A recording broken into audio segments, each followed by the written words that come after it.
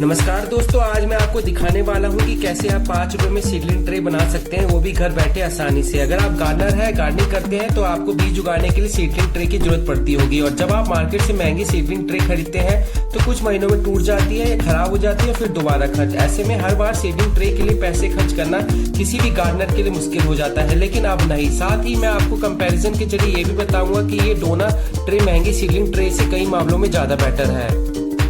दोस्तों, सबसे पहले ये समझते हैं कि पेपर डोना क्या होता है। ये छोटी कागज की कटोरी होती है जो हम अक्सर समोसे या फास्ट फूड खाने के लिए इस्तेमाल करते हैं। ये सस्ती होती है और ये 5 रुपए में 25 पीस मिलते हैं और आसानी से जनरल स्टोर से मिल जाता है।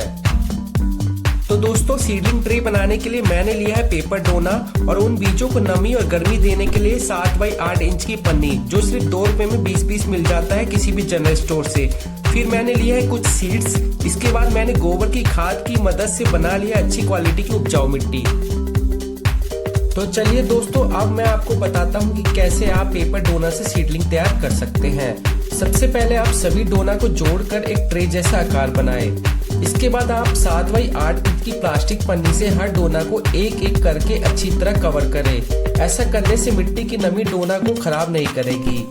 अब हर डोना में तैयार की गई उपजाऊ मिट्टी भरें। मिट्टी ज्यादा गीली या सूखी नहीं होनी चाहिए, हल्की नमी हो तो बेटर होगा।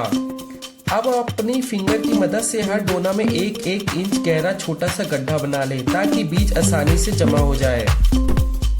अब हर डोना में बीज डालें। ध्यान रहे, एक डोना में एक सीड काफी है। फिर हल्के हाथों से मिट्टी से उन्हें ढक दे। चाहे तो आप एक पतली परत मिट्टी दोबारा डाल सकते हैं। इसके बाद आप हर डोना में बहुत ही हल्का पानी डालें। ध्यान रखें, ज्यादा पानी ना डालें वरना डोना गल सकता है या बीज सड़ सकता है। इसके बाद आप डोना ट्रे को हल्के छांव में रखें और रोज हल्की धूप और नमी का ध्यान रखें। कुछ दिनों बाद बीज जर्मिनेट होकर बाहर आने लगेगा।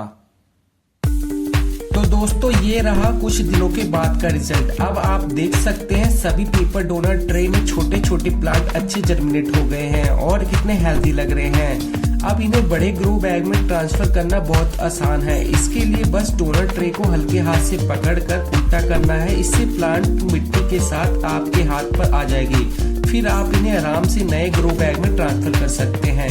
और देखिए दोस्तों, डोना ट्रे अभी भी बिल्कुल वैसा ही है जैसा हमने शुरू में बनाया था। ना तो नमी या पानी के कारण खराब हुई है, ना ही किसी तरह से कटी फटी है। इसका मतलब ये है डोना ट्रे टिकाऊ भी है और आप इसे बार बार उपयोग करके बीज जर्मिनेट कर सकते हैं। ये एक बढ़िया और इको फ्रेंडली तरीका है आप गार्डनिंग बजट को बचाने का।